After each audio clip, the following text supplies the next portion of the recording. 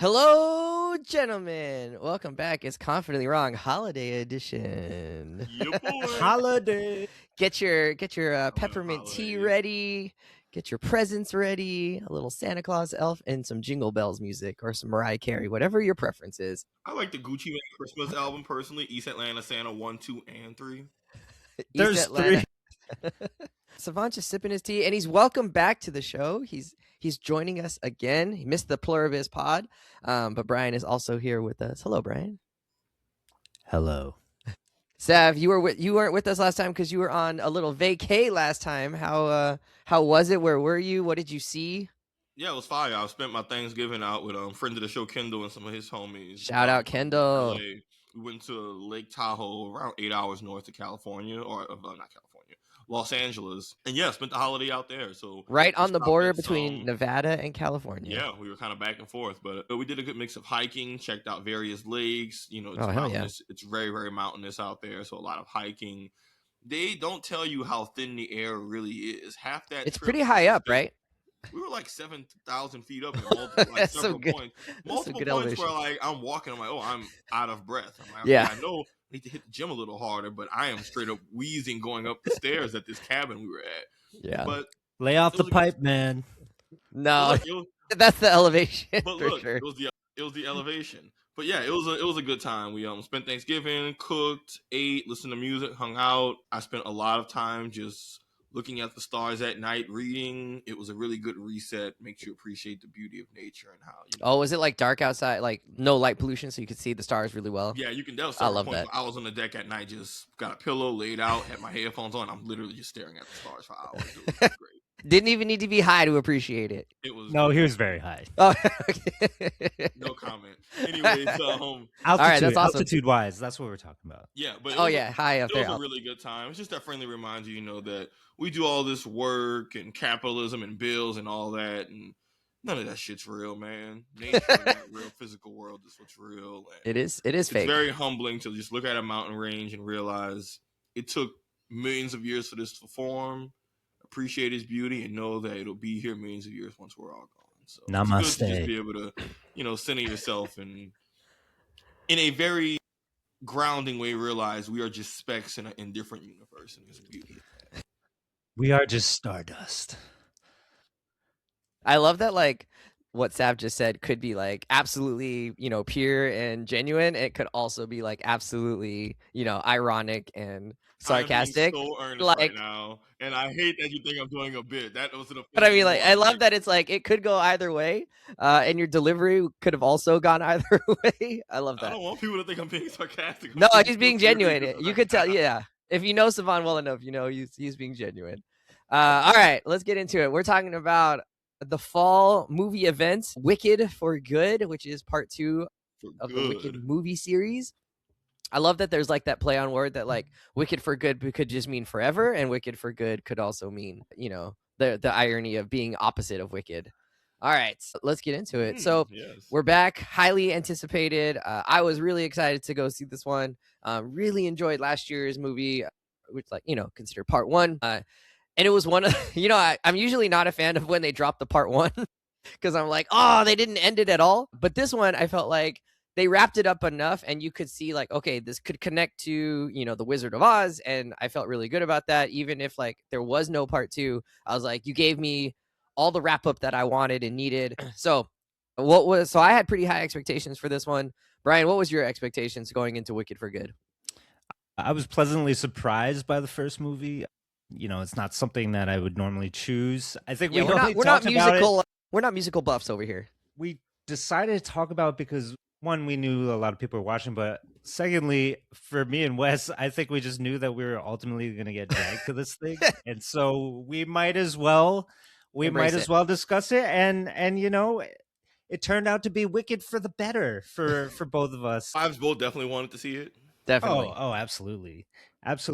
And I gotta admit, like, a year later, some of those songs are still uttered often in my household. Like loathing lives on. It's always useful. Towards Always- you? Is this what's Always happening? useful. Anything that might be happening, like like the laundry machines are taking loathing. The internet's slow loading. It's just always applicable anyway. So that is all to say that I was moderately anticipatory for this sequel to see where the story was Moderately. going to go. I wasn't like You weren't gung ho. chomping at the bit to go see it, Okay. but I knew I was going to go see it. Okay, I was excited to see it. Sav, what was your anticipation for this one? Kind of a 180 from the first one. Like the first one, this was very much just okay. I'm doing homework, but this was a homework for the pod. The first movie. This You were taking one for the team. I'm Yeah, doing this. you thought we were punking you. I'm doing this for the love of the game. Like, man, I really let the whole meeting go see a musical. I'm about to really go pay my. Oh, Wait, was this That's was right. this I the was one where you let complaining us? about it? Was this the one where you let me and Brian decide? Yeah, he pieced before Yeah. we could all decide as a group. That's right. Was I Like, traveling? let's And then make you were- one. And then I you think were it was like, "Oh my Thanksgiving god!" time. Yeah. Is that what happened? I was traveling and y'all picked Wicked, and then I was mad as hell, and I was like, man, I would have said something. If you recall, we did a Does It Hold Up with Oh, Gladiator. with Gladiator, and Gladiator 2 was coming out the same time as Wicked. And so the assumption was that we were just going to pick Gladiator 2. Right. And Wes and We I pivoted. we felt like so devilish. We're like, what if we just pick Wicked? And we did. That's right. I saw Gladiator 2, and we never discussed it. Because you Hilarious. ass clowns, oh my God, I'm getting like retroactively angry right now. I'm getting so tilted. I love that this is paying dividends. Oh my Lord. What? Because and I had to see Wicked at the last minute, and I had a seat that was like the front row, like seat. You but had the only front for row. 2 people because I went by myself, and it was like that's right. I paid money to get a 2-person cuddle seat in the front row, the worst seat Cuddle on the seat. Oh my corner God. to see this movie in time for the pod. And I really enjoyed it. You're welcome. I You're went in welcome. with zero interest in musicals. People I've been very well documented of just not being a fan of the musical genre, even if the movies themselves are good. And Very well documented. There are books about it. Yeah, and Savon hates musicals. True, very well. Yes, watch the 30 for 30. Produced by Brian. No, but I ended up really enjoying the first movie. It was a pleasant surprise. The music was actually really good, but It's really good. The plot and the way they reimagined the Wizard of Oz story really drew me in and made me a fan, to where I don't have to be a fan of musicals to be able to enjoy like what the other really good things this movie is doing. And the plot just straight up had me hooked, especially when I saw how it ended, of what they were building up to. So I went into Wicked 2 kind of being like straight up, oh, I'm excited to see this movie.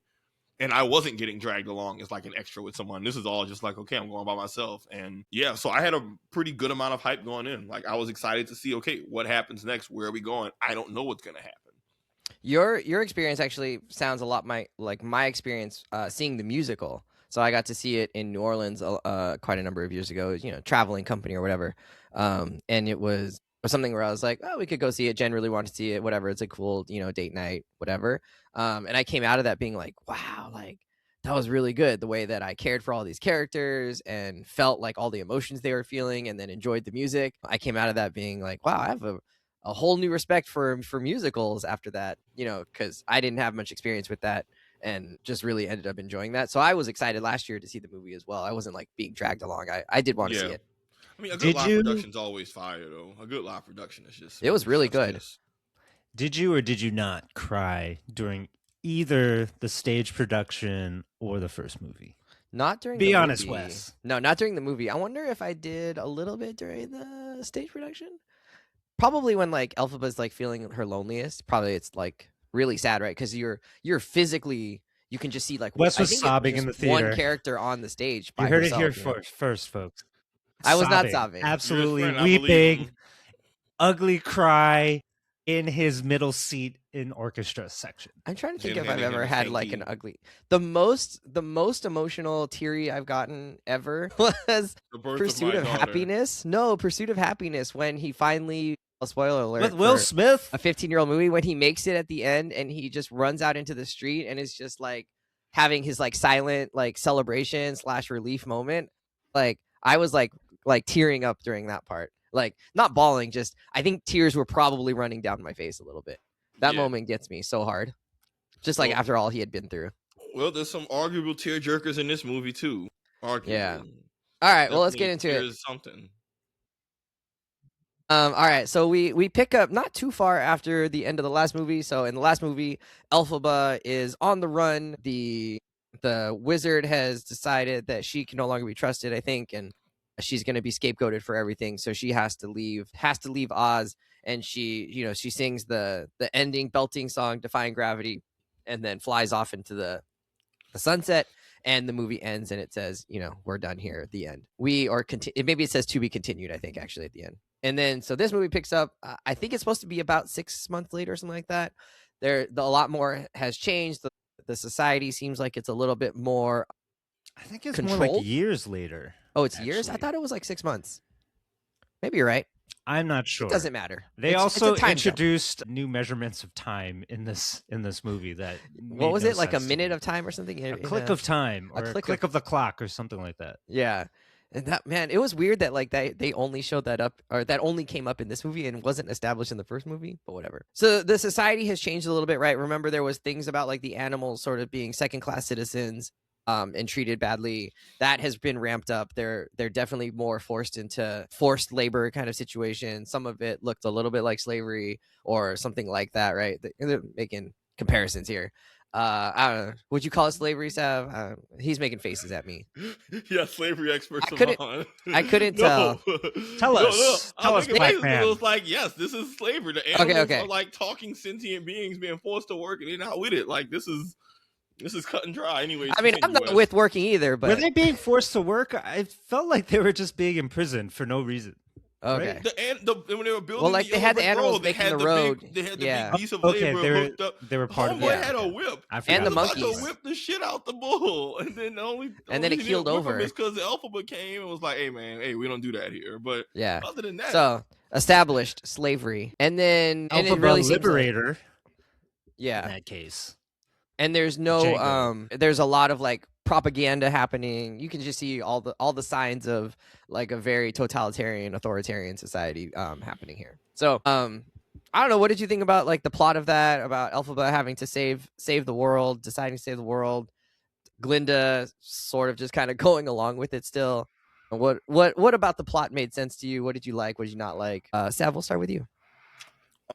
So honestly, the plot and how this movie kind of opens up is what made me, is part of what made me love this movie so much out the gate. Like, I don't want to be that guy when it comes to the allegories, but this movie is a gigantic allegory. But the fact that this movie is about like the first movie was more about Elphaba trying to find acceptance, and it's more about her life on like an interpersonal scale, right? Of like, okay, what are her personal relationships in her individual life look like? And that was a really fun story to tell and learn about her and all that. But that is very different than a movie that opens up with her just being an outright enemy of the state. Like, you just got to call it what it is. She's an enemy of the state. She has an entire propaganda campaign out to get her. The animals are losing rights and losing their voices, and those are the ones who she was really tight with. The wizard is a conniving bastard. Glinda is caught up in this, like, she has a good heart, but she doesn't know how to fight against like the status quo and against the system. Well, especially one that privileges her, right? She's benefiting greatly from all of the undue things, right? Yeah, but it's complicated because she doesn't like necessarily like it either. But my point being more so is that we get a story that's immediately just about fighting the government, propaganda, enemy of the state. And it already is a plot that has no real clean answers, because it's like, the populace is just being manipulated in a way where you can't pull the wool over their eyes because it's so thick. And even when she writes the thing in the sky of like, the wizard lies, and then Morrible immediately does the spell to change it into Oz dies. And it's just, oh my God, what kind of Cold War CIA information manipulation campaign movie is this? Honestly, that set the tone and really made me a fan of this movie, where, and I don't want to immediately start drawing comparisons, but I will. The first movie was way more chill and smaller and lower stakes. And this has just evolved into just a straight up, like, let's be real, this is like a Jason Bourne movie, but with, or like a James Bond movie, but in fantasy land with music. But in terms of the actual plot and what's happening, the shit's very intense, and I am 100% here for it.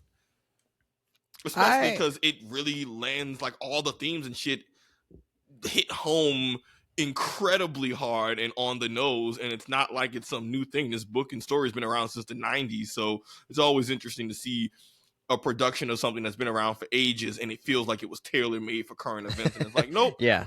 this is just It's not about Trump. Nope, it's just but it's a time, it's all a big ass circle. All that to say, I really like the plot and the scale and the stakes and the really awful situations that all the characters were in. This was a very dark and brooding story. That's interesting. So I think I paid less attention to that and would have liked that story to be front and center all the time. And I don't know if that it wasn't, but my impression of the movie was sort of like expecting some of the more like smaller character moments or more of the things, and they did focus on that, right? Like you get stuff with Nessa, you get stuff with Bach, that they have things going on. There's obviously the sort of rebuilding relationship, I guess, a little bit with Elphaba and Johnny Bravo, Mr. Man. I don't know what his name is. Johnny Bravo. Yeah, whatever. You know who I'm talking about. Oh yeah, Fiero. And this is also a function of like it's been three or 4 weeks since I've seen this movie, but it just never felt like, to me, even though you're right, there was that overarching plot, it never felt like they really connected everything in a way that felt satisfying or like felt like the momentum kept building to me. It kind of felt like they were stops and starts, and then we go over here and go over here and see like this other thing, and it sort of took away from some of the momentum of the movie. And then just some of the relationships were just kind of like silly, and I didn't really get invested in them. So I think plot wise, relationship wise, silly is a strong word. Silly. Yeah. What was silly? I guess Johnny Bravo turned into straw. Is that what you're talking about? That was a little silly. I think more like the whole like Nessa Bach thing, how it ended and how it just sort of turned into, well, I'm gonna escape. I'm so mad now, and I'm gonna scapegoat my own sister for this thing, and tell him that it was her fault, and she didn't take any ownership of it or whatever. And Nessa, I felt like Nessa all of a sudden became, she all of a sudden became like, really vindictive and controlling, where that wasn't necessarily present at all in the first movie. And so it felt, and I know there's a time jump, so maybe there's something, the intervening time that may have happened. But that felt jarring. It never felt like, to me, like the characters were the same characters that we had seen in the first movie. It felt like a lot of the characters had changed. Elphaba was like, the same. Glinda has a much different arc in this movie. And I don't know that, for me personally, if any of that landed. Like, it just felt too fast at the end. Like, oh, I'm, trying to do the right thing. But like not, I don't know, whatever. She was frustrating. And she's supposed to be. She's a frustrating character. Frustrating to watch that not be fleshed out, I thought. Brian, what did you think of the plot? Of course, I'm in the middle of the road between both of you guys. I would fucking Switzerland. God damn it. I mean, I think like I appreciated certain elements of what the movie was trying to accomplish. To Savon's point, fighting back against the totalitarian state, and in a lot of ways, Wicked for Good is a superhero movie, right? Like Elphaba literally swoops down to save the day in one of the very first moments of the movie, and that's sort of what they're trying to signal. And she's a vigilante, and by the end of the movie, she pulls an entire Dark Knight turn, right? She takes the L so that the mantle can rise as hope for a better future for Oz, and then like she rides away into the night, which is I think that's a very cool story. And so there, like, pieces of that I think were pretty interesting, but as you said, Wes, we also got sidetracked by so many other things that felt like they were kind of undercutting some of these bigger, more important plot elements. So like the Nessa thing, of course, I think the second half of that is really important in that they, what's her name? Marble, Lady Marble, or whatever her name is. Marble. Madame Marble, right, sends out a cyclone and kills Elphaba's sister, right, with like zero remorse. And of course that's gonna set off Elphaba, right? Like, it's exactly like that. That was such an intense moment. However, what we got from Nessa leading up to that was this really unexpected and an overly dramatic heel turn from her into a despot.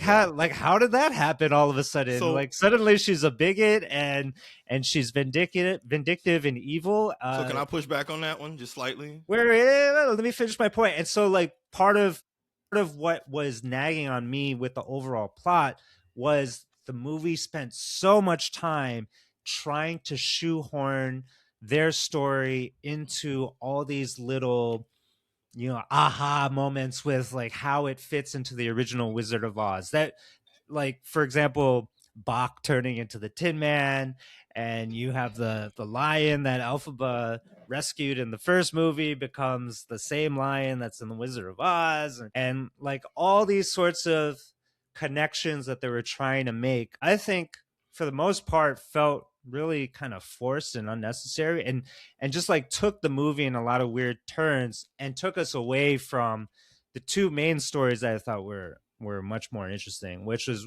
one, what Savon said was like Elphaba versus the state, and how the two are combating each other, and maybe more importantly is just the relationship between Elphaba and Glinda, which, you know, in this movie, I think they're still like the best performers, and they have such an interesting, complex relationship. But they're almost never on screen together. The first movie, but when they are on screen together in this one, it's really exciting. It's really exciting when they get together after Nessa dies, and it's also really exciting when they get together in the castle in the climax. So, you know, I thought those were the strongest moments of the movie, but they're sort of entangled with all the other stuff that comes around it and loses some of their effectiveness ultimately because of it. Sav, what? You said you wanted to respond to the idea about Nessa being killed after her heel turn. Honestly, I thought the Nessa stuff, I thought they explained that. Of like, you know, even in the first movie, you could see that Nessa was not a loose cannon. Sure. No, not just that. She was blind to her sister's relationship with their dad. Like, she was never aware of like, hey, yo, your dad effing hates your older sister. And it is wild that throughout this whole movie, and this is the first movie I'm talking, you can't recognize that. Like, I think some of the stuff with Nessa, they had already kind of built up. She has some insecurities because of her disability and not being seen and heard by people, the way that she's favored by the dad, but doesn't realize that he's actually the reason that there's a lot of tension between the relationship between her and her sister who wants to protect her. Then her selfishly, you know, being pissed that the dad died at the end of the first movie, right? Now she's pissed at Elphaba, not realizing. Like, I think some of the stuff about Nessa being kind of shitty was actually very established well in the first movie. So it makes sense that the person who selfishly can't see her sister's issues throughout the series suddenly is like, why didn't you come back after our dad died for something weird? You know, it's like, hey, Nessa, you're tripping, dog. Like, you were tripping in the first movie, and this is the continuation of that tripping. So to me, the heel turn of her suddenly becoming a shitty leader, because now she's sad that the dad died and her sister left her, but she feels abandoned. But because of her own behavior, she makes it worse. Like, I thought that stuff, that wasn't really, like, that part kind of more or less landed, and I don't think that was a big deal with, you know, understanding the character motivations. But the one thing I do want to we can talk more about, Brian, that I could not agree with you more is that, and this is tricky, right? Because I don't know if it's anyone's fault or if it's just the nature of the way the story went, but the highlight of the first movie was the relationship between Elphaba and Glinda, and the plot separates them because the plot has to advance in a way where they're not together. But to your point, those were the best character moments on screen. And so I know you thought maybe the Wizard of Oz moments felt a little more shoehorned. My issue wasn't that. I thought those were cool callbacks. My issue is just that the two best characters are just they're not together because of plot not together. And I don't know how you reconcile that, right? Of like, well, the way the plot goes, they can't be together because that's what the whole point is, that all this shit's happening. But how do you replace those character moments that were some of the strongest in the first movie? And I don't even think it's because of the other characters not being interesting. I just think that dynamic that they built was so organic and dope that you can't replace it with anything, even if the other actors and characters are kicking ass. Because I thought Fierro was awesome. Like, I thought his acting and his desperation and his arc was sick. But I'm like, but this ain't no Elphaba and Glinda. Like, that whole little just like bromance, hate love relationship is just, you can't replace that shit. Like, that's really hard to. Yeah, Which yeah. again, It that's feels really authentic and relatable, actually, and kind of what gives like the emotional thrust of the entire story. the two And movies are I so think there's a emotionally different. prequel problem. There's a prequel problem. They're like, oh, we came up with this thing and it's organic and it's fun, but now we got to force it all into this endpoint that we know is coming, and like fuck everything else. Like Pros and it cons. like doesn't matter anymore because we just have to reach this endpoint, rather than let the story and the characters kind of dictate which way they're gonna go. hmm Which I guess we'll talk more about the ending, because I think they did that in some ways, but didn't in others. But I think it's a little bit of yes when you gotta start to pick apart the ending. And because I agree, Brian, like I think they were definitely constrained by wanting to respect key elements that happen in the source material.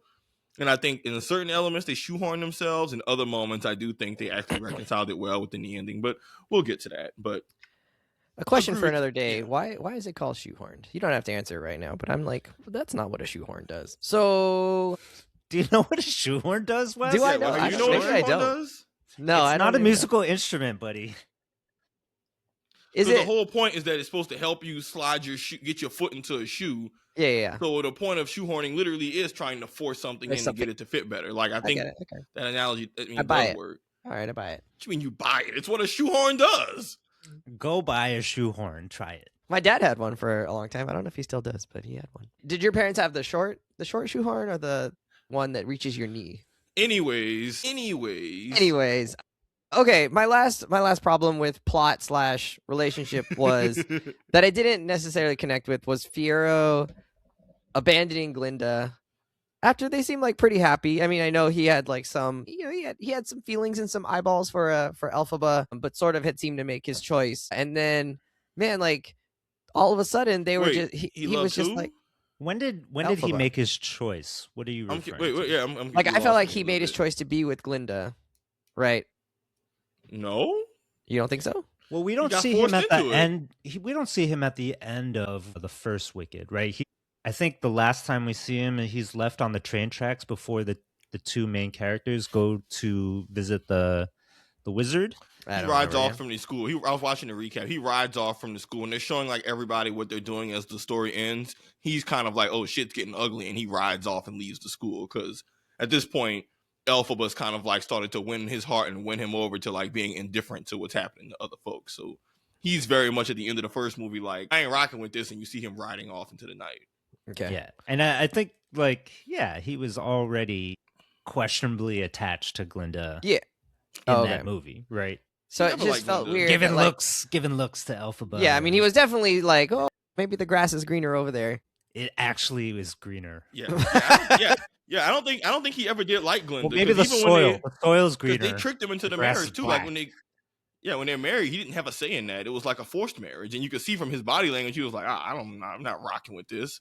She literally says, "Will this make you happy?" And he's like, "What are you talking about? I'm always happy." And you can see her just like, "Oh, cool." He like clearly, I don't know. I don't think he ever liked her. And like that was the whole point, is that he was putting up this front, and Glinda's too big headed to recognize, hey, bro, she doesn't actually, or hey, sis, he doesn't actually like you like that. Because Glinda's just used to everybody liking her. But I don't think that romantic thing never had any legs. Like that was Glinda just kind of having to get over herself, because we knew from the first movie, right, that Fierro and Elphaba had like energy. I'm like, okay, cool. This is the real. Yeah. This is her. This is the person who sees her. Well, I thought that he also had eyes for her, for Glinda. That it wasn't like one-sided. I thought he liked both of them and like was sort of having a hard time like deciding where. Yeah, he really he wanted was to be. conflicted by the end of the movie. But in this one, he's clearly with Glinda. Elphaba's on the run, and they're to a point where Glinda is like, "Hey, we're gonna get married. Like this is Madame Morrible's idea," and she's just willing to go along with this thing, and he's also kind of willing to go along with it to the point where he's like, "Okay, I guess like we'll see where it goes. I'm happy, you're happy, we're good," And maybe you're like, "Okay, well, he's not clearly like 100% in," but to then just be like, "Oh, Elphaba's here. I'm going with her now. See you later. Bye." It was really. I don't know. I was just like, that's it. That's all. This might be one of the parts you slept through, player. No, he was. They had the like run in, right, where they like came together, and Elphaba's like about to get attacked or something, and he just, the only thing he tells Glinda is like, I'm gonna go with Elphaba, and like that was it. It was like, we're not gonna like talk about this or like give any sense of like what is happening here, and then in the next scene they're having sex in the treehouse, Oh yeah. getting the Smash Brothers on. Don't call it that. That's weird. So I don't know. That to me felt in a way like rushed, I guess. Like that's a big deal. If you have decided and agreed to, I'm going to get married to somebody, and I know he wasn't 100% in the first place, but you can't just be like, well, you do recognize he didn't really have yeah, a say in but the I don't matter. think, Like, he was but you're pretty far along. Duress, right? I mean, yeah, no, it wasn't duress. She was just like, we're getting married, and he was like, oh, okay, I guess, like if that makes you happy, like we could do that. And if you're at a point, like you must care about that person enough that you're like, okay, like I could see that happening between us. Not that that's a recipe for success, but I can see, you're in it. You're not like, okay, yeah, I'm not about that at all, right? Because if you're not about it, you would have said something. You would have said like, they no, paraded we're not that doing boy in front of people, in front of a big public thing, and then sprung it on him. Oh, by the way, bro, you're getting married. It was the idea of the right hand of the leader of the government, who is on some bullshit. You're more than welcome to just be like, nah, I'm good. Like, this was, to me, that was almost some Game of Thrones. Like, you can't really say no. Because, that's how you felt about it? We've watched It's Always Sunny. Event. It's because of the implication. Like, you can see, I didn't think he had no agency. That man body language, that whole scene is very much like, what is this shit? Y'all springing marriage on me out of left field, in front of all these people. He couldn't even when he went off, Glinda's trying to save face by saying, oh yes, he's so thoughtful, he's going to get me a refreshment. He's like, no, this man is pissed because y'all done forced him into a marriage when he's trying to find Elphaba, who he's really all about. But I mean, there's a bunch of stuff they could have tightened up on, but I felt like there was never really, especially in the second movie, I don't think Fiyero ever had a thing for Glinda. Again, Glinda's arc is that she just is too used to thinking everybody likes her to see beyond, like, hey, bro. Yeah, she's in love. She's in love with the idea of like this perfect relationship between these perfect looking. Yeah, I don't even think she loves him. I think she likes the idea of him. She's basic. Yeah, that's Glinda's whole arc. I think Glinda doesn't have the emotional maturity to be in love with somebody in this movie. If we really gonna keep it a buck, like, yeah, I'm not disagreeing with any of that. My disagreement is that like Fiyero is in this situation and he's not like not into her, right? Like he's in this relationship with her. It's not like that. And to just the only thing he says is like, I'm going with Elphaba. It's just like, and then he rides off and like, oh my God, like, man, that's a rough, that's like a huge moment. And there isn't that like complete collapse that you would sort of expect from that moment, right? Like Glinda actually is really into this idea of getting married, and she, she's like a little bit sad. She sings she sings a song about it, but then like it's kind of like, okay, well, that's it. I mean, he had her at gunpoint once. You could see. I mean, I thought the gunpoint scene was good, right? When he had the gun pointed at her and he's trying to cover Elphaba's escape, and like those were some. I guess those were good character moments with the three of them. But I get you in your mind. I get what you're saying. It was just like you would have liked. In your mind, he was in love with her, and they should have. There's no ramifications for leaving someone who it's her best friend. You're leaving for her best friend, first of all. Like that's a big deal. And you were in a relationship, and the only thing you can say is like, I'm going with her, and then he just leaves. He should have broke things off or had like a formal divorce, and then he could have ran. No, I'm saying there should be consequences for like leaving lawyer. That way. He should have drawn out the process over a few years. But there were consequences. Didn't they beat him up and try and kill him? He was going to die. In fact, he was going to die. There should be consequences for between the two of them, and there just weren't. I think they killed that man. Let's put this in the column of Wes applying his morals to a movie that does not share his same morals. Oh, is that? I don't think that's what's happening. I'm saying wouldn't Glinda? You don't think Glinda would? You don't think Glinda would feel some type of way after this? Something in his quarter zip. You don't think Glinda should feel some type of way about like how it happened? And there was a moment. She was upset. Yeah, she had multiple moments. She sang a song. Yeah. She sang a song. That's how they deal with emotions in musicals. They sing and then it was over. I mean, there was the part where when he was aiming a gun at the wizard, and she's like, "What are you doing? Have you lost your mind?" And he ran off. And when they got reunited after Nessa's death. Again, he had her at gunpoint, and this time it was with the guards. But like, and even she's like, he apologizes to her, says he's sorry. She's saying, "Hey, don't hurt him," and they're gonna basically kill him. Like, I thought the consequences of that little trio thing was pretty severe. Of like, Fiyero was willing to give his life for his love and caring for Elphaba and was going to die for it. Like, that's not like, oh, maybe. That man was dead for rights if it wasn't for Elphaba doing like a crazy spell. But I guess in my mind, those were consequences. Like, their relationship got effed up where they're getting into a fist fight, slapping each other. The government comes in and is about to the government's about to murder Fiyero, and to survive, he has to get turned into a scarecrow. Like, I thought the consequences of all that were extreme in that, like, everybody took a massive L. But, you know, and Glenda is like very upset at that moment. In fact, that's why she betrays. That's why she pitches the idea of using Nessa, which, you know, Oz and them decide we ain't gonna do that. We're gonna do something way more heavy-handed and egregious. But, like, in fact, Glenda's darkest moment comes in response to that betrayal in her mind of, oh, before she was a fence setter. Yeah, she's with the status quo, but she never tried to do anything to intentionally hurt Elphaba.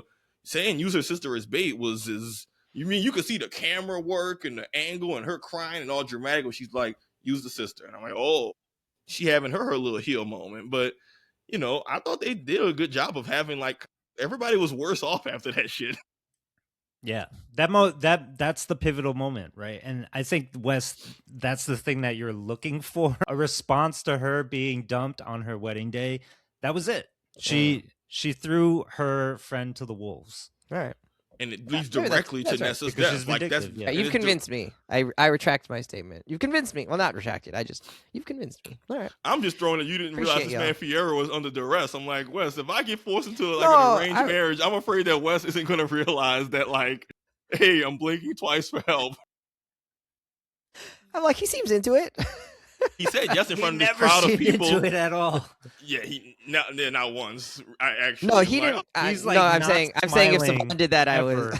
Yeah, he cracks no smiles in this movie, except maybe after the Smash Brothers moment.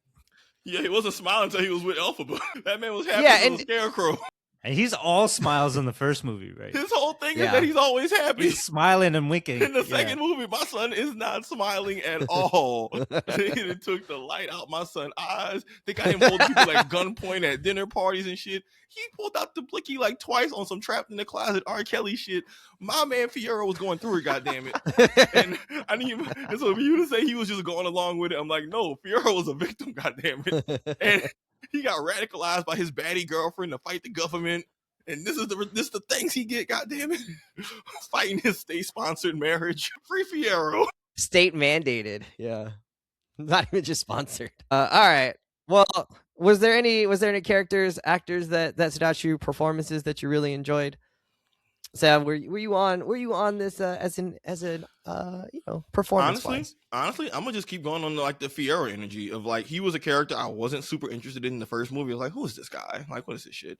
He coming in, oh, I don't care, happy free, blah blah blah blah. And I did not realize he would be such a significant character moving forward.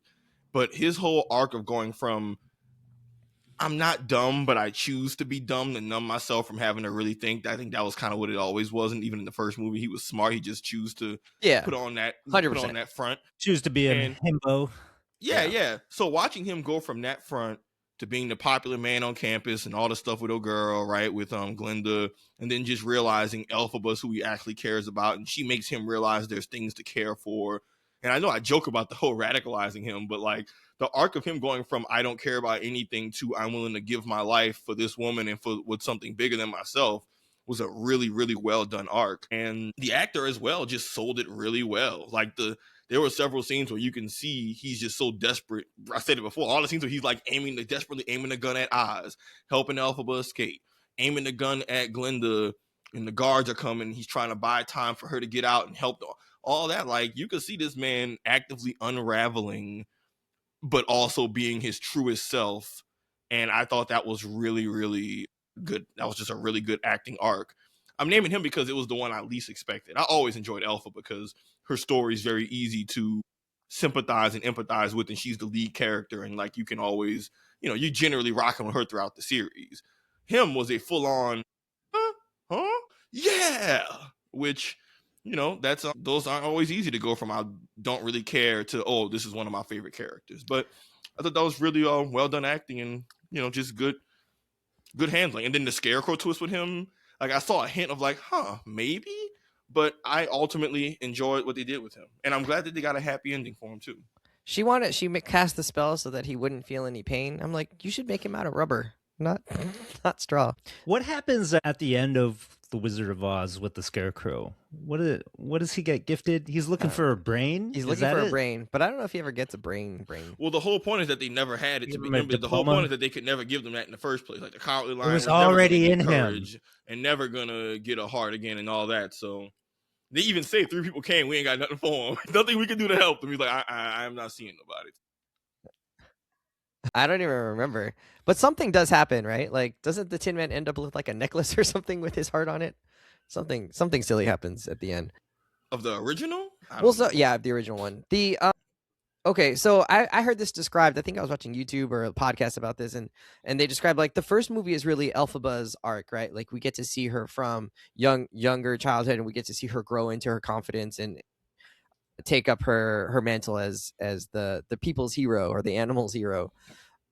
In this one, it's supposed to be Glinda's arc, right? And it's really focused on Glinda and her development from someone who is much more on the side of the status quo into someone who is much more willing to maybe, right, like fight against the injustices or to carry on what Elphaba maybe couldn't do. Did you feel like Ariana Grande's performance like carried that? Because to me, I actually didn't necessarily think that was like the strongest part of the movie, and it probably needed to be, given like you said, what the story was supposed to be around. I don't know, Brian, did that stand out to you? You could take it in a different direction if you want. Still the same question around performances, but not that Ariana's performance was bad. It just didn't feel like that was necessarily the performance we needed to tie the whole movie together. I mean, I definitely thought her character exhibited the growth and the change that you're talking about, right? Yeah. Like she comes to these realizations over the course of the movie, right? Like she's on the side of the government, she's on the side of the wizard, she's still basic, and she's starting to realize the problems that she's creating by being a complicit member of all of that. And you see her grapple with that through the course of the movie up until the very end, where she realizes that she has a role to play for good, wicked for good, by accepting her status and being a source of hope for everybody, but still at the same time achieving the things that Elphaba had wanted to achieve. And so I think that's like pretty present in the movie, and a lot of that is told actually through the songs, the solos that Ariana gets to sing, and that's sort of like inherent to musicals. I think for me, what made that difficult though is that it's just like, that's the musical part of musicals, and maybe that's my least favorite part of musicals. It's like, I don't want to hear somebody singing about their feelings like in the middle of a plot, and like if the track isn't hitting, like I'm not really paying attention to the lyrics, so I cannot tell you what her solos were about exactly. Maybe I was a little checked out, but I'm just like tracking it visually, but not from an audio sensibility. And maybe that's also true for you. Like if you think about what earworms, what you're taking away from Wicked for Good, especially compared to the first Wicked, like I don't think I could sing a single lyric, like I don't think so. Everyone talks about the last song, but I actually don't remember any of the lyrics from the last song. I mean, I think the last song, No Good Deed Goes the duet. Yeah. I thought that was pretty great. But yeah, but I was paying attention to visuals on that one because they were. I couldn't even think of the lyrics. Doors. Yeah. No, Savon's right. It's like no good deed goes unpunished, but like I couldn't even remember that until you just said it. And maybe that says something about like the actual song itself. Not that the performances were bad or anything. It's just sort of like the nature of Act 2s of musicals. Like they are all very much similar to this. Like any musical I've ever seen, right? They're like trying to wrap up so many storylines all at once. They're doing it in a compressed amount of time, and then like and all the songs suddenly take a serious turn, and they're just not as fun and interesting as the songs from the first act. And I feel like I've experienced this countless times in the musicals I've seen, and Wicked for Good, suffers under the same weight.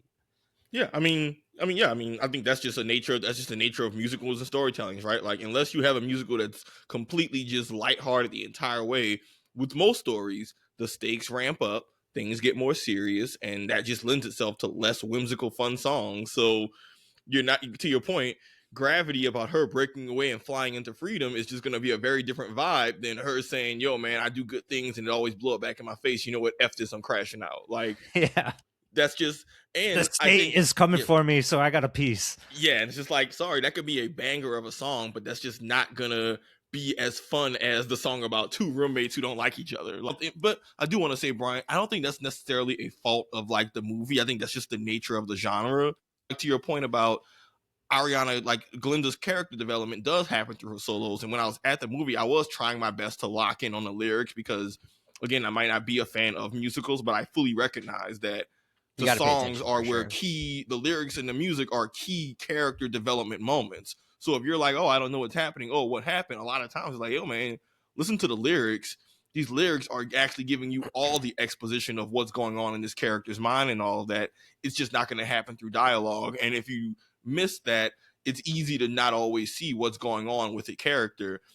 I think that's just a weakness of musicals in general, and it's part of why, if I'm not into the music, it's like, shit, that's rough, because even if through no fault of their own, I'm just not going to absorb the plot in the same way. Like, I Just Can't Wait to Be King tells you everything you need to know about the plot within Lion King and what Simba gives a damn about, right? Like, I would have loved it to just be a brief conversation, but no, we're getting a musical number, so you better listen to the lyrics so you can understand how this shit fits into the larger themes of what's happening. What I will say, Brian, is that I pretty much agree with everything you said about Glinda. And her arc, and it's about her kind of learning to not be so complicit and learning what good really means, all of that. I think the frustrating part with Glinda, and again, this isn't really anybody's fault, it's just Glinda is an inherently frustrating character, and so she could do everything right. Basic. You can do everything. She, like, her character writing wise, could do everything right, and you're still gonna just see her energy and aura and be like, cool, I still don't like you. Yeah. But I also want to say, but I had to tell myself, that's okay though. Yeah.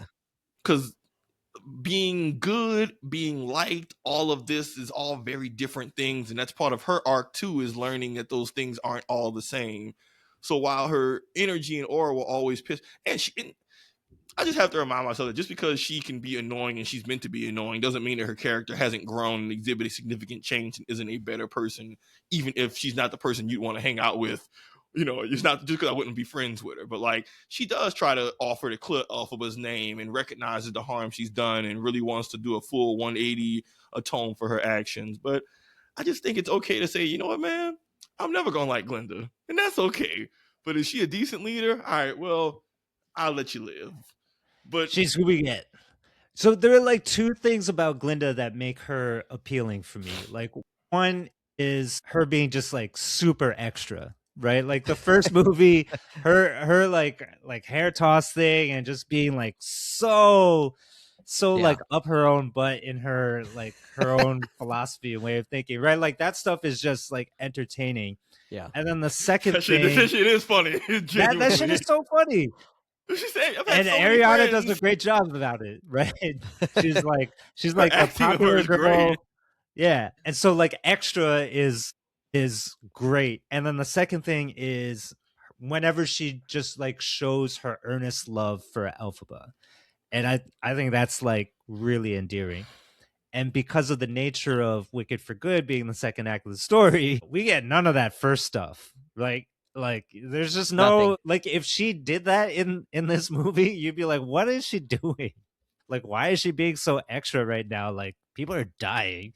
What the hell? And then so, we have to rely on the second part. And for me, like the end of Wicked for Good, she thinks Elphaba has died, and is having the swell of emotion. And so to me, that's really what carries her character throughout. But we are, unfortunately, because of how good the first movie was, we miss out on all these other things that made it good, and I think it's definitely has impacted the way I perceive the sequel. Right? It's like, like they didn't give me what I wanted, and now I feel a little disappointed. Yeah. Did they ever come to a conflict / resolution around the fact that Ariana Grande betrayed her? What you mean? Like, With the sister? yeah. Did they ever have to have a reckoning with that? It doesn't seem like they do. Well, it's just like they had a physical fight. Yeah, they had a fight about it, and it's up to you whether you decide whether or not Elphaba believed what she said about the A. That wasn't what I intended, or I wasn't trying to do all that. It's up to you to decide whether or not to what extent you think Elphaba believed it. But I guess clearly Elphaba forgave, cared enough to where it's just probably complicated. Like, it's probably not, it's probably a gray area. Hey man, you were complicit in making this happen. You didn't just order it and say it yourself. We fought it out. Okay, I kind of got other shit going on. Priorities. Life's too short. A lot's happened. It's just one of those. Like, cool. I'm still an enemy of the state, and also this girl got my late sister's shoes. So really, I'm emotionally crashing out over that now. I really ain't got time for you. Which is kind of where she's kind of just like F her at this point. In fact, it gets decent when she comes back to tell her and warn her, hey man, you gotta chill. But at that point, Elphaba's had her emotional crash out. I wouldn't overthink it, man. A lot was happening. I was just bringing it up because of the I wonder if part of why I didn't necessarily buy all of the coming together was that they hadn't actually hashed that part out. Like, how do you forgive someone for being actively involved in killing your sister who you cared about, right? Like, but she does. I mean, by the end, she absolutely is like, she's like, I'm saving you and and go in and be like what I couldn't be and that all don't mean this forgiveness. stuff. Well, yeah, I think Elphaba's take on. But they're clearly connected and loving each other at the end. Yeah, but that doesn't mean forgiveness. Yeah, I think she's resigned to the fact that, right, like she says, like, basically everything I've done has blown up in my face, right? And so in a lot of ways, I think Elphaba is taking it on herself, or taking the responsibility. Like, what happened to her sister is really more about what Elphaba has started, in these chain of events. And so that's sort of why she's retracting, right, and withdrawing from the world. She feels defeated.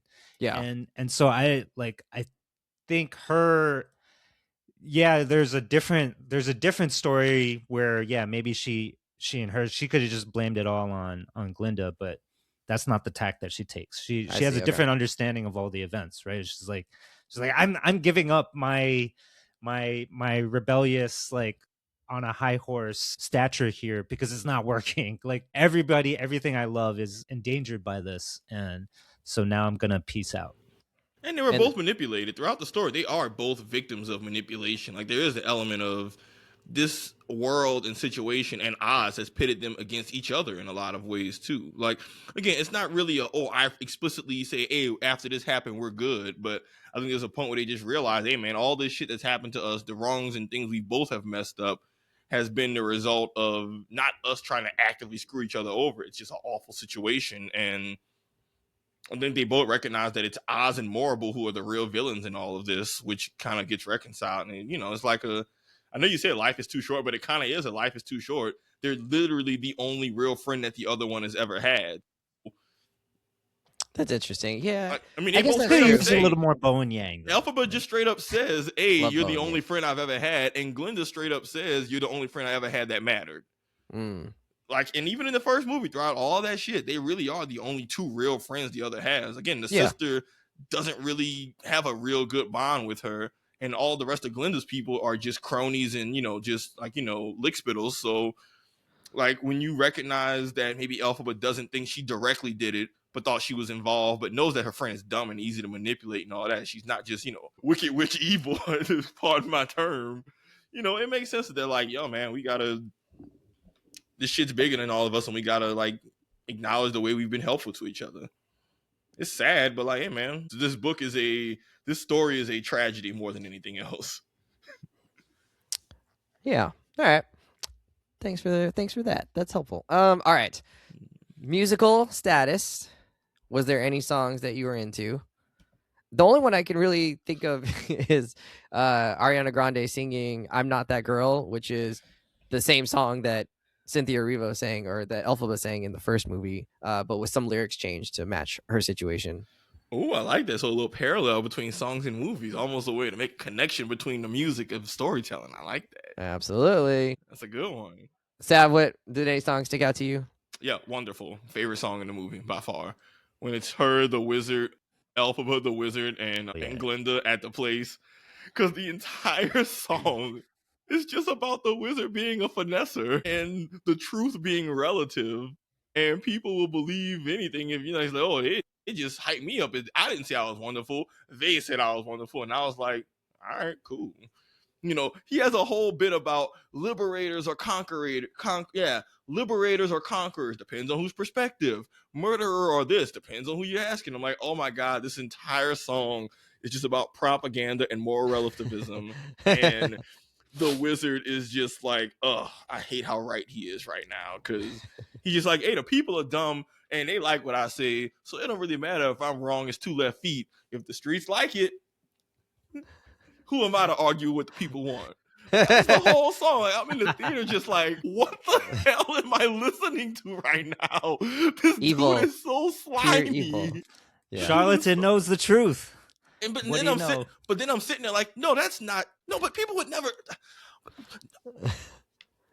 But he's and right. I was like, he basically just pulled the fake news alternative facts as a song. And I'm just sitting there like a dumbass, like, I have no argument against this man's logic. And then he then reinforces why he's still a finesser and you shouldn't trust him. But I'm just like, you know what, man? At least he's consistent. Like, you deal with the wizard, you know what you're getting. Shout out to Jeff Goldblum.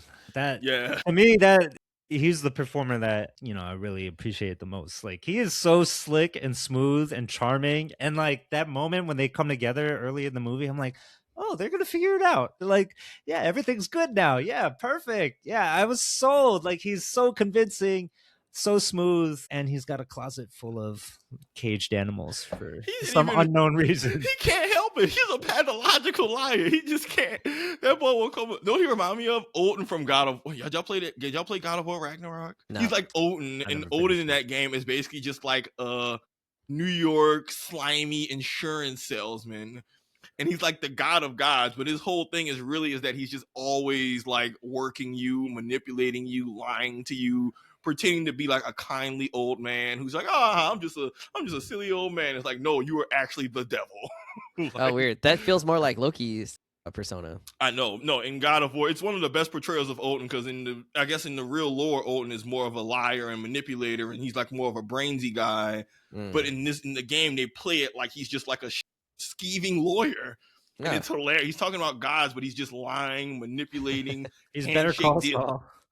Literally, it's like if Saul Goodman was an evil deity. That's literally Odin in God of War, and that's what Jeff Goldblum was in this movie. Of just, man, your words are sweet as honey, but I know that there's really venom beneath, but you can't taste the venom, and you're just drawn in by the aura and the charisma and the doodads and the ha ha ha ha ha. Yeah.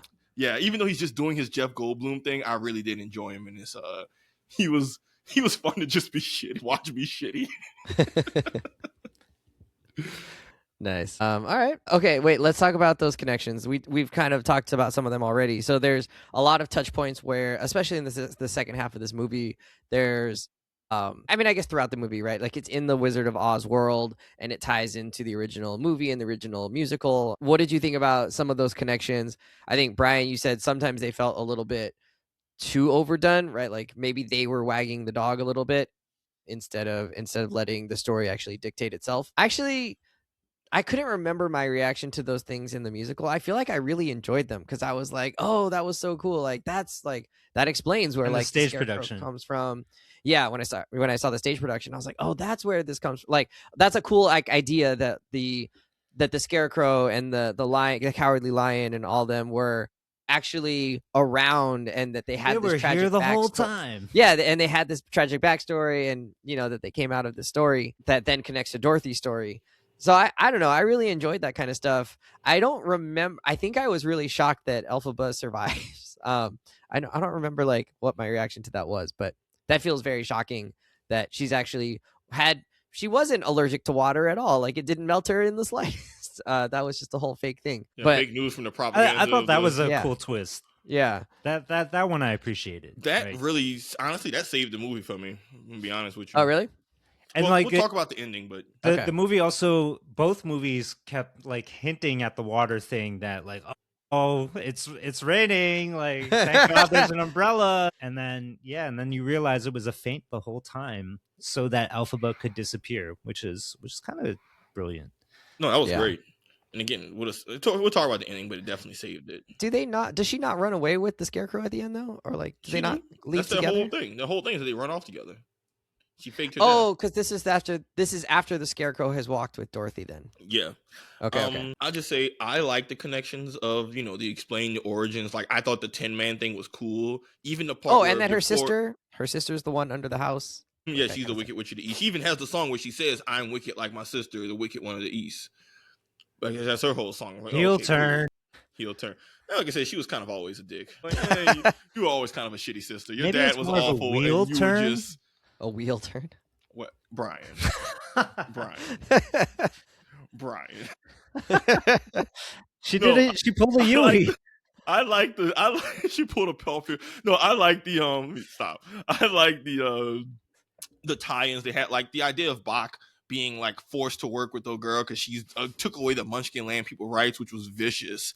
But then he's just angrily chopping her firewood with the hatchet, and that's the hatchet he has. Like I thought those moments were cool of how they got there and how it kind of to me emphasized, all these awful things are happening, but I like that it tied into Elphaba trying to be a good person, trying to free the lion cub, trying to help the Tin Man who her sister absolutely effed over, not her, trying to save her lover who was going to be killed by the state. He even straight up said, hey, they were going to kill me, dog.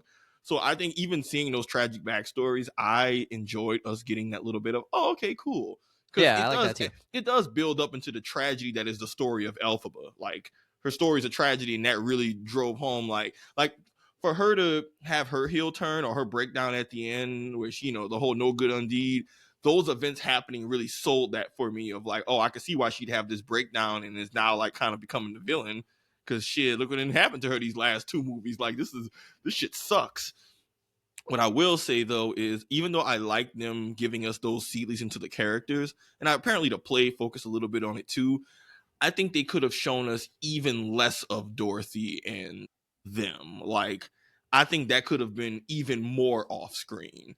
I think it made the pacing feel a little odd at moments because I was having trouble telling about how much time is now passing now that they're in the story, because now the Wizard of Oz original story is happening on like its own little parallel. And so in my mind, I'm like, oh, he just got turned into a Scarecrow or the Tin Man. How much time has passed between these events happening and then us getting into the finale, which maybe we could have even had a time skip, a week later, a month later, something.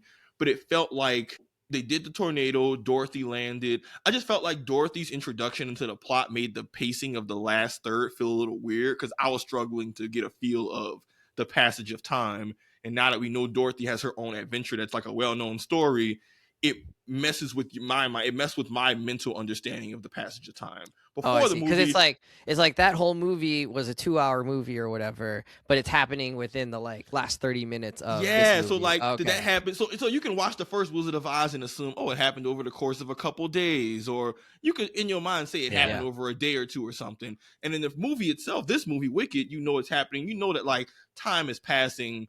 Just because you can see, oh, the brick road's been happening. Things for animals are getting worse. There's like shit that happens to signify a passage of time. I don't think they did that very well with the back end of this one once they brought in Dorothy, because it felt like only a day had gone by. And I think too much happened in Dorothy's story, and especially since they're trying to highlight that it is happening. And that made it feel like the rest of the movie is moving at one pace, and then this Dorothy side thing is moving at another, and that kind of threw things off for me a little bit pacing wise. So it wasn't us getting us these introductions to these other characters and their backstories. It was that they tried to anchor it to Dorothy, but Dorothy's meant to be like almost a damn near Easter egg cameo. But yeah, the pacing just felt thrown off of like, did Dorothy land in Oz and was there for like 5 hours? Like was her adventure more like being at a Universal Studios for a day, or was it like, she out in the wilderness for a week? that really threw things off, and that was probably my biggest critique of how they did that. But I think I wouldn't give it up, but I wouldn't give up those cool character moments. Like, that's one of those, if I gotta choose, effort, fine, take Dorothy making things a little weird. I like knowing the backstory of those characters. I like the Tin Man being mad as hell. I like that the Scarecrow was kind of like, you didn't really know exactly who he was. They implied it with her spell, but you don't quite see it until the end, and they kept it under wraps. Like, I like that, just less Dorothy. I think for me, establish the time passage, establish passage of time so that it doesn't feel weird. Yeah. I think the inclusion of all those tie-ins to me was less about the time incongruity happening, which I agree was like definitely a thing, but it was more like the tonal misalignment for me was the real problem. It was like I couldn't wrap my head around it, right? Like I already talked about the heel turn for Nyssa turning into the Wicked Witch of the East. I did not like that Bach turned into a raging Tin Man. Like he's like on the streets as a rabble rouser saying like kill the beast. Because part of why I didn't like that was, one, because we know what Bach was like in the first movie, but maybe like even more mind messing with me was the fact that like I don't remember the Tin Man being like that in The Wizard of Oz. Like aren't Dorothy's companions kind of lighthearted? Yeah. And so it was like really hard for me to reconcile like that the Tin Man is acting like this, and the lion too, like the baby cub that Elphaba saved, like it just like felt like too much. And then of course like Fiyero being the Scarecrow, I think that's a cool idea, but at the same time I'm like, wait, but then that means Fiyero was traveling with Dorothy the whole pacing. time. That's the pacing part. Exactly. What is he doing with Dorothy? Like, is he supposed to be like some secret agent with Dorothy now? Like, what the hell was going on with that? Like, why is he helping Dorothy if it's actually Fiyero? And like, he should get back to Elphaba. Yeah, like shouldn't he be trying to sabotage Dorothy? And then Dorothy herself, right, who they show but don't show, but you also get the sense like, oh, here's this little girl here. She carries a lot of like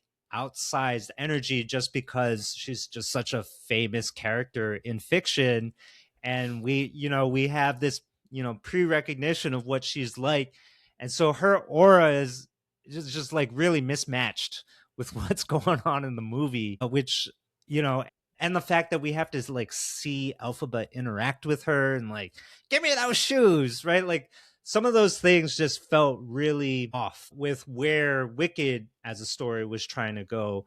And like to me, it just felt like, okay, yeah, now we got to do these things to tie everything together, even though they're kind of misfits, but we're going to do it anyway. And I think it like robbed like the main story of Wicked for good. Took away from the Glinda Elphaba thing because we had to spend so much time with all these other misfitting pieces. And then the last thing that the tie-in that I did not need was the fact that the wizard is Elphaba's dad. He was the one hooking up with the mom and left the green bottle. Like, was that needed? I don't know. It just I'm not like sure felt why. like one of those random plot points where we're like, oh, we just want to circle back and like tie everything together. Yeah, we knew her parentage was going to be important because they did that in the first movie. Okay, cool. Mysterious figure. That's why she's green. We know that's like they hinted at it being important in the first movie, but it wasn't important. But she's green because it was important. It was important. It was important because yes, it has something to do with him being from the other world or something. But the point is that is why, like, it made sense in the first movie, her parentage, because we know somehow, whatever the circumstances of her birth are, that's why she's magical. That's why she can do all this powerful shit, and that's why they realize she's the key to really opening, the magic book. Like, but maybe that should have been revealed earlier. Well, hold on. Okay. I think it made sense in the first movie of like, okay, cool, something about her parentage, her father, something, all that. It's important. That's probably why she's so powerful. The book. That made sense. The problem is that they completely ditched that plot point in the second movie entirely. Yeah. And had they still talked, because I thought it was a cool thing that they actually, like, I was like, oh, okay, cool, her parentage is important. I was like, all right, cool. I'm making if it's a note important, of that. Make it important, right? I made a mental note of that, of like, cool, that's gonna be important later. I figured probably Oz would have something to do with her parentage. I wasn't sure, but like we knew he was important. But the fact that it's more of just a footnote at the end to make him realize how shitty he really is like, it's cool in that, yeah, it drives home the Shakespearean tragedy element of things, and I'm fine with that, but they just needed to make it more relevant during this movie. It could have come up once or even twice in the movie, and that would have satisfied me, but it was completely unaddressed. We don't see that green bottle again until Elphaba's faked her death already. Right. And at that point, And there's nothing else that can happen with it. Yeah, and I'm like, okay, this is yeah. like What are we supposed to do with this information? And maybe it'd be different if it led to Oz changing or doing something different or realizing the error of his ways, and he's the key to also making change happen. Like, that wouldn't have been perfect, but that would have been better. But his arc ends with him getting banished because he's so awful. So he was out the door regardless of whether or not he had this great revelation. And it doesn't really change anything about Glinda's interpretation of Elphaba, because that's irrelevant to what her relationship and friendship with her was, and their arc was irrelevant of what her parentage is. So it's like, who is this for? It should have been to show for a moment to change Oz, but Oz's arc is like, the way his arc ends, that's irrelevant. Like, if they would have it could have changed. It could have also changed Elphaba, right? Like, if she learns of this, it could change her interpretation of who she is. It could also explain why. It could explain more explicitly, like, why she is the most powerful magic user in this world, right? Because she has access to different realms. She's a child of both worlds. Yeah. And then maybe she has a different relationship with magic after knowing this. Yeah, exactly. Yeah. But they could have gone. But the point is, those are all different, all acceptable directions. It could be. But they would have had everything had to happen earlier, right? This reveal would have had to happen earlier. In the movie. Yeah, but I guess my point is that regardless of whether they use this information pre or after her supposed death, no matter which version they did, they didn't do anything significant with it. They could have still done something after she faked her death with that information in the body. They still could have did something. They could have did something when she was still alive. My frustration, maybe it's for the third movie. Did not. My problem is that they did neither. And neither is like, cool, we could have just left that scene out in the beginning and just make it to where she's just born magic. Like, for all that, she could have just been born green, treated as a generic birth defect, and everything else in the movie would have worked exactly the same. Exactly the same. It wouldn't have mattered if the mom treated on her. The mom could have just done the classic, she died in childbirth, gave birth to a green child. Nobody knows why, on some Grinch shit. The child was green. No one knows. It's like, they green. Yeah. And then the dad's a shitty dad, and then every other part of the movie happens exactly the same. Maybe the wizard's after her because he knows she's magic because of stories, but like, don't introduce something like that feels important in the very beginning. And maybe the book handled it differently, because I know they gotta like cut and adjust shit, but like, that was such a missed opportunity that it was like, y'all could have just cut this scene out, man. Like, this does nothing. But now I'm mad because now you reminded me that y'all hyped this shit up, and now we're like, oh, by the way, ding. Like, no, Chekhov's, you can't do that, damn it. Chekhov's unfired gun. Fired too late. He was even drinking the shit during the party. He was like, takes the edge off. I'm like, is that the same green bottle? They did nothing with that information. No. Yeah, they just hinted at it all the way through. That was one of the things that I sort of figured out in the first movie. I was like, oh, that's the wizard. But yeah. All right. Okay. Let's talk about the ending. So lots of things are happening at the ending. I mean, there's some connections, like we said, to Wizard of Oz. There's the way that the story wraps up. There's Elphaba's survival. Did you like how the movie ended and wrapped up? Oh, there's the coming together of Elphaba and Glinda at the end. We've already talked about all of that stuff. So, like, would you have changed any of that? Did you like how it kind of landed the plane here? Brian, what do you think? Yeah, I think it was satisfying overall. I mean, definitely, again, as I've mentioned, like, the Elphaba and Glinda, their relationship is the true driver of these movies. Fact. And so seeing them have that moment together, knowing, and like, Glinda knowing that, okay, this woman, my best friend, is going to sacrifice herself, and we're going to sing it out. I can't tell you what they were singing. I don't really remember the song, but I know it was emotional and it felt satisfying in the moment. Like, the people around me were definitely in tears, of course. And I thought it felt pretty well earned at that point. And having that twist at the end, like, I did not know what was going to happen, right? I did not see it coming. So to have Elphaba come back from the dead felt like such a wonderful revelation. Like, she had planned this the whole time. This was her escape plan, and she's also doing it for the people, right? She's not just doing it for herself to survive, but she's using this in the Dark Knight kind of way. That's such a cool connection. I'm gonna take the L publicly so that we can have the greater dub for the people and the animals in this case. And that's what she does. And she is setting up her best friend to be a better person in that dynamic. And I thought that was just like such a cool, fun idea, and probably like the perfect way to end the story. How we got there, on the other hand, there's a lot of shaggy stuff that happens in between. But ultimately, I do think they landed the witch's broom on this one. Nice. I couldn't have said it better. Sav, what do you think about the ending? Yeah, I dug it. Again, a lot of things were happening. A lot of like, okay, we have to like wrap things up. I didn't have any particular issues with it. I think sometimes the Glinda stuff dragged on just a smidge, but I get that they got to milk it and like try and really get the emotional weight to land. They did add a new song for her. That's nice. That's good. That wasn't in the original, yeah.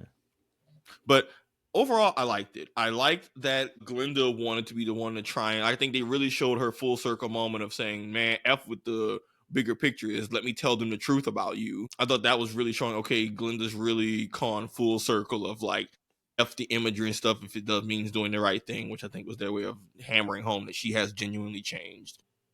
Despite Dorothy kind of being almost like a son, where once she gets introduced, the movie almost became, look, basketball stuff, almost became a little heliocentric, where it kind of started the plot. She had so much gravity as an iconic character, it did start to warp things around her a little bit. Warp things around her a little bit. Wes, I agree, but she's the Jokic of the show. Yeah, but it's like, hey, you can't just come in at the end of the fourth quarter and then suddenly you just change the whole offense. Like, hey, go sit down. Either you play in the hole or you're not. Anyways, yeah, Elphaba living was not something I expected. And honestly, leading up into the movie, my biggest concern had been, I really hope they don't just kill this character off, because that would just leave this whole series having a very just sour taste in my mouth of this story of this woman who has nothing but ills and mistreatment and all this awful shit. And then it just ends with her as an enemy of the state who ends up getting killed. And I really didn't want that to be the ending. It would have honestly made the series feel kind of cruel. I don't want to watch all this just to have shitty things happen to characters who didn't deserve it. And there's like, that's just it. So when... Well, like it could have been that she like, I mean, a lot of stories, the hero dies, right? But it's in service of some kind of sacrifice or whatever. Yeah, but the way this movie is... But the way this series is played out, I wouldn't have felt comfortable with them doing it that way, because she's never once been perceived as a hero. She's never once gotten any decent treatment. And I think the characters of that world, like, I don't think enough things in her life have gone well and she's been treated well enough by the world for me to be okay with that character sacrificing himself for the world. Gotcha. And with just the way the plot went, I don't know, it just would have felt really cruel of like, again, this movie's about, I mean, I think the whole thing is an allegory for someone being basically a terrorist against the state and fighting all that. And it just ending with, oh, she loses, that's it, would have felt kind of shitty. So seeing that she just faked her death and all that I was in the theaters ready to cheer. I was very happy. I thought when Fiyero earlier in the movie was like, we're going to be together forever, I'm like, shit, that sounds like things you say when you're not going to be together forever. And the fact they were able to deliver that promise was like the levity to end this movie note on that really kind of like put a good just exclamation on the series. But then it didn't end, and then they went to the wizard. What you mean? It didn't. Yeah, but don't they then they go through the whole thing about the parentage thing? Doesn't that come after? Yeah, but that's not really relevant to like the ending in terms of like Elphaba getting a happy ending. That's my point more than anything. Yeah, it's like I needed Elphaba to have at least a happy ending in this series, and her just getting unceremoniously killed after getting nothing but lied and fucked over just wouldn't have. It's just like one of those. Okay, why am I following this story of just awful shit happens to someone and there's nothing to feel good about at the end. So yeah, that was a great twist. Is Fiyero still Fiyero if he's the Scarecrow? Yes, Jesus Christ. Yes. Yes.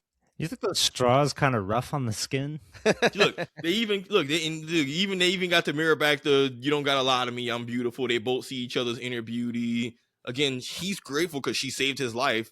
That was like the sugar sweet ending that I really needed, and that really. I'd have been so ungrateful. I'd have been like, "You turned me into a Scarecrow. You couldn't think of anything cooler." Sorry, I could have just let the stormtroopers kill you and leave you out in a killing field.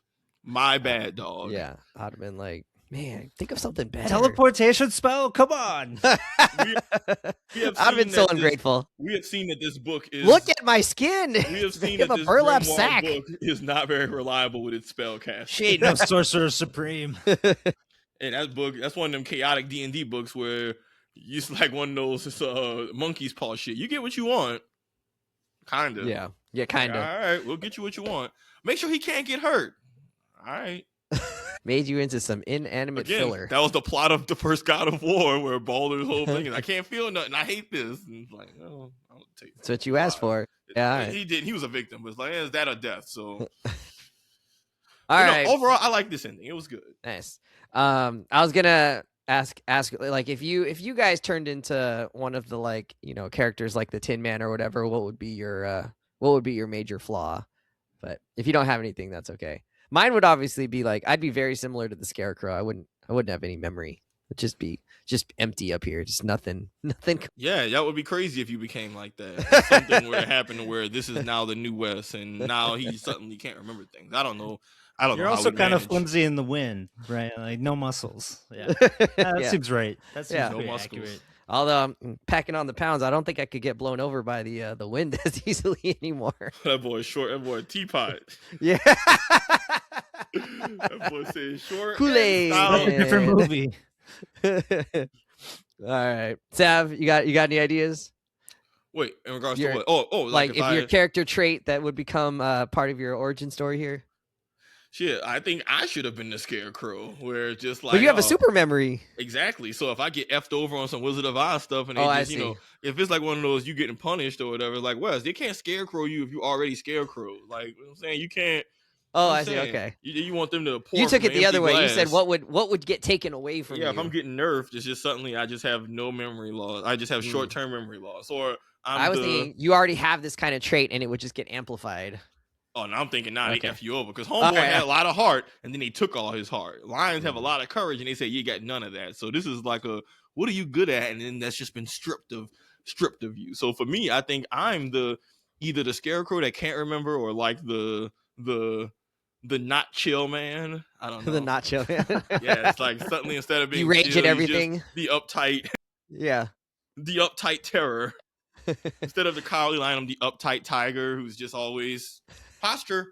A little slow. I can't get to the wizard at this rate, guys. I'm just gonna Chris Paul micromanage my way to getting kicked off the team. That'd be awful. All right, Brian. I was thinking like something with no chill either, but in a different kind of way. Not like an anxious kind of way, but like I'm always annoyed with everybody else kind of way. Like I don't know what that would be. Would that be one of the flying monkeys? Maybe I'm a flying monkey in that. You could be the curmudgeonly. Yeah, you just be a big curmudgeon. You could. What's the animal? You could be the curmudgeonly cat. The curmudgeonly cat. I like that. Brian, the curmudgeonly cat. The cat with no like cat bed to sleep on. So cat with no chill. Just like he's just always like You know those cats that's always death staring you? That's just always staring at you. I need a place to relax. Cat's always knocking things down. Brian would just like walk into a room and just like throw something onto the floor just because he was pissed. He come through just both arms out. Just... Usually that's because I'm drunk. All right. Overall rating of the movie, whatever scale you want to use, grade letters, you want to use numbers. I don't know where I'm at on this one, actually. I feel like I want to be harsher than probably I need to be. So I'm probably somewhere be harsher. like... You were sleeping. Yeah. How many times did you fall asleep? Okay. Wait. Yeah. Let's giving hot takes during this movie. I think that is your rating. Yeah. Wes actually wanted to not even do this pod. He was like, it's a bad movie. Let's not even bother recording an episode. Don't go see it. That's not exactly what I said. Is that what he said? Is that what he said? That's not exactly what I said, but it's kind of what I said. Was that the Pluribus episode? Was that gone when y'all... Was that gone? No, in our text messages, I was like, we could skip this one. Like, I don't know that we have to do this. It was kind of like, Mike introduced us to the word anodyne. It felt kind of anodyne to me coming out of it. I was like, it was fine. Like, that's how I felt about it. And I fell asleep a lot, which is definitely on me. I'm a tired, sleepy boy because I don't choose to go to bed early enough at night. But and also, you choose not to drink coffee. and I don't drink coffee. But I also felt like it was a little bit on the movie of like there wasn't enough interesting things happening that like would keep me going. You know, I just sort of felt like The it's movie should have okay. kept you awake. I don't know, but I take 85% of the blame on that one. I was tired. No recliner seats for you, Wes. No recliners. We gotta put that boy in a I even had hard an plastic icy. detention Hey, I chair. didn't. Yeah, I you was got the I was dunce doing my chair. best. Get that boy some pencils, and you gotta write lines during the movie to stay engaged. I don't know. If I'm at a You got letter some grade on this one, I'd say like C plus, B minus. I wouldn't need to see it again. I don't necessarily think I'd recommend this for like people. I'd be like, you know, if you saw the first one and you really liked it, like, and you want to know how it ended, sure, see it. If you're a really big fan of Wicked, see it. Everybody else, I think you're probably good with just seeing the first one, and like it connects enough to the Wizard of Oz already that you would enjoy that story, and it could be done and good to go. So if I'm at like, you know, A plus or so, A with the first one, I'm probably like B minus, C plus with this one. Brian, where you at on this one? That was a wild sentence, Strain. You just completely like changed the grade. I would say that this was like, so Wes like totally primed me for this movie. He was like, "Oh my god, it's terrible." And then did I incept you in a good way or a bad way? Maybe I. And then I watched it and I was like, "This is pretty good." What is he talking about? This guy's out of his mind. Like, what is he saying? See, I did you a favor. I dropped your expectations a whole, 10%. See, that's why you got to listen to movie nobody. Could exceed it. Yeah. I did you a favor. You're welcome, Brian. So, I mean, like, I don't think it was as good as Wicked. I think most people can agree that that's I think probably case. true. That's what people said before the movie came out. They said most people, the sequel is regarded as being weaker. Like, we heard that when they say, oh, Wicked 2, and they say, hey, generally, like, I think on that pod, the Wicked pod, we said it'll be Wicked 2, and it's generally not as, people say it's still good, but it's not as regarded. Okay. I mean, I'm saying what we've heard. Like, that's it doesn't have the iconic songs. Like, it doesn't have like all these crazy funny character moments. Also, this movie didn't have. It was kind of missing like a one big dance number, right? Like, I can't even remember. Was there like one big set piece number that like a good musical movie should have? Like, I don't know. I don't think it had that. But what it did have was still a lot of heart between our two besties, and who I really enjoy. Like, I would gladly like watch their relationship in another movie. Those two are that good. Both performers and the characters that they're portraying, just like really, really good. And the movie still had like some great emotional moments and just like a lot of fun. I think there was a lot of fun that was still to be had. But I'm gonna go with like like 68 on the Brian scale. It could have been better. Could have been better, but I still had a good time. And like, if you like Wicked, like, of course you're gonna watch this one. But yeah, I don't think that I don't think like you'll feel like, oh my god, I just like wasted like my time and money on this thing. Like, I don't think it was like that. I think it's still satisfying. Just not a home run. It wasn't Madam Web. Anyways, all right, Sav, what's your rating?